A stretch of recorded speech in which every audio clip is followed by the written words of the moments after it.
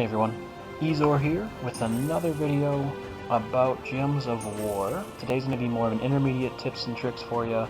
Going to be kind of piggybacking off of my original beginner one, so if you haven't watched that one, go give that a watch. Otherwise, yeah, I'm just going to assume that you've probably played this game for about 5 to 10 hours now, and as such have a few more things that you've figured out, and hopefully I can explain those things now. So here we go. So first things first, totally forgot to mention abilities. Abilities are basically what happens when you fill up your mana bar for a certain card, and they all are unique to that certain card, but they sometimes are the same. The Boar Rider, for example, will destroy an entire row of gems and do damage to the first person to give you an extra turn. If you look at the Lion Prince, it does the same thing where it destroys an entire row, but it does damage to the first two enemies. You actually gain the mana destroyed, and it can be boosted by the number of yellow gems destroyed. So if you destroy, for example, 3 yellow gems in the row you clear out, it does an extra 6 damage to the first 2 people. That's pretty huge. So on to the intermediate tips. First things first, if you look in the upper left of your screen, you will see a task menu. The first few are all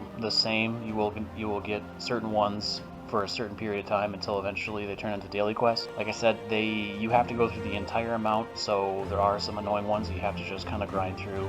Next thing I want to talk about, the guilds. I had mentioned you should join a guild, and they're really good for the rewards. The really cool thing about guilds is that you can donate your gold to get rewards, and everybody gets it. The first task starts off at like 5,000, then 10,000, then 20,000, and once you hit that mark, you will end up getting rewards. The rewards grow, as does the actual task for them, and you get more and more stuff. Now, one thing to watch for, those statues, they actually give you passive bonuses, which I'll go into here in a little bit, but you kind of want to watch for them because they are at certain levels. They'll give you bonuses for, like, let's say your tribute chance, or your percentage on a tribute amount, or your glory per battle. So you kind of want to watch all those things because it can really add up pretty quick. On that note, with the guilds, you also do get seals, which are a weekly currency, so to speak. You have a task bar when you go to that tab that show all of the different ways to get seals. You can turn these in for guild chests. Based on how many seals the guilds have overall is basically how you unlock higher tiers for the rewards. Alright, next up I'm going to talk about the kingdom power. Each and every one of these kingdoms has got a set amount of power to it. They all raise the exact same way. They all have the same rewards, but they're all unique in the fact that they can each have their own. So for example, when you unlock 600 points worth of power, you get a silver star, which gives you an extra 50 gold a day. At 1 gold star, which is another 600 points, you get double the tribute reward. Now that doesn't mean that you have a higher chance to get it, it just means that you get more stuff every time that kingdom, in particular, gives you tribute. Another thing to notice here is that at 3 stars, you have double the chance for a tribute to proc. So for example, if you have 10%, you get 20%. If you have 5, you have 10%, so on and so forth. This is huge, and this is really important from when you're leveling up your troops later on, because you're going to want to pay attention to what kingdoms are close to leveling up on power. Like I said, check out all the rewards. They're all the same for every single kingdom. It's just all unique to that one. As far as leveling up the power itself, if you go to that tab, you will see 3 different options. First one is troops. Second one's going to be traits, and the last one is level. The troops one, you get 50 points for every unique troop you have, up to 10, and then after that you'll get 10 points. So if you have, for example, 9 troops, you'll get 450 points of power for that. If you have 13, you'll end up getting 530. Next up is traits, which are just a flat 25 points for every trait you have. And then lastly, level. It's just a flat 10 points for every level. Leveling is about where you get the most power from your troops, because you have the most control over it. Another thing I forgot to mention is also with the kingdoms, every time you level them up, you get another point in that kingdom's mastery, which is on the mastery screen. And when you hit level 10, you do get a trait for one of the 4 traits. You kind of want to pay attention to those because those do kind of add up as well. But as far as the masteries go, this is something I didn't talk about last time. Every time you match 3 mana of a certain color, depending on what level your mastery is, what percentage it has a chance to become a mana surge, which is where you get double the original amount. So basically you just get +3 on a mana surge. Now again, this is huge because you can actually get this up to, I think I have it about 54, 53%. So every time I match 3 of any color, I have a 53 to 54% chance to get double mana. There is a max, but it's pretty insanely high. It is diminishing returns, so I think I was at about 50% at 130 or so, 140 maybe.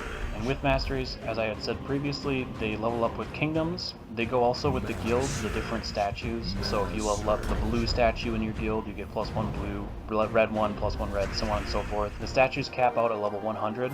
Last thing I want to talk about in this video are minigames. But the first one I want to talk about, it's called the Arena. In order to unlock the Arena, you have to go through the entire Broken Spires questline. It doesn't take very long, it can be a little difficult if you're just starting out, but just kind of keep chugging away at it. When you start doing the Arena, it's a randomized pick 4 selection. So you take your hero, you get a random weapon, you get a random uncommon, common, and rare card. You get to choose one of 3, so it can give you some choice overall. Now I think you play against other people who make teams, I'm not entirely sure, and based on how far you get better rewards. So this is really huge because it costs 1,000 gold pieces to do, but you can win up to 4,000. You also get souls and keys as well. Especially early, this is a great way to get a whole bunch of stuff. The other minigame I want to talk about is treasure maps. You get treasure maps from a couple of different ways. You can get them as a guild reward for the green statue.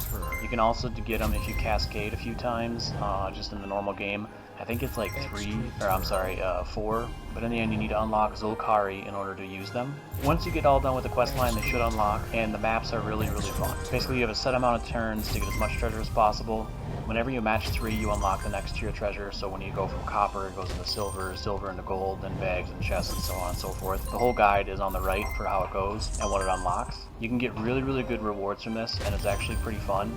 The only downside I have is that I get so many maps that I just get bored with it, but that's my only complaint with this. Side note, whenever you match 4, you don't use any turns, and whenever you match 5, you actually get an extra turn. The loot you get from this is pretty huge. You don't get like a great amount of money, but you do get quite a few souls, you get a lot of keys, or at least chances for keys, and a lot of glory. Oh, also, whenever you play for 15 turns, you get a trade stone, and that's for every 15 turns. So if you play for 60 turns, you get 4, at 120 you'll get 8, so on and so forth. Alright, so with that, I will talk about a couple of tips on how I would do things once you get to about the 5 to 10 hour mark. As I said, I would unlock the minigames right away, because you get those maps right off the bat, and you can't actually use them until you unlock them. Unlock the arena just to try it out for a while. It does get kind of old because you have to do 8 battles in order to get the rewards. It gets you somewhat familiar with a whole bunch of cards.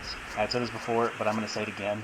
Get armor. Look at all the armors you want and either get the dragon armor or the other one. I don't know, I always get the dragon. It's 500 gems for the best ones, but it doubles your gold. It gives you an extra 50% souls and extra 50% experience, just passive, so it's huge. It gives you so much more money. Hands down, get one of those, save up for one of those armors with your gems. That should be your first gem purchase. As I said, keep doing those tasks, kind of keep plowing through those until you start unlocking the daily ones and start doing the daily ones every day, just because you can get gems from those. You get keys, you can get gold, souls for certain ones, which are usually just level a troop to a certain level. So once you really start unlocking a lot of the kingdoms and you kind of are getting there and you have your team that you always use, I would suggest watching the kingdom power and trying to get all the kingdoms to at least a gold star, because that double chance, or that double tribute reward is huge. But yeah, that's going to be a couple of intermediate tips for you. I'm planning on making an expert video next week, and with that video I'm probably going to be talking about different card combinations and what I use to win. The expert video will assume that you've probably unlocked all of the kingdoms, have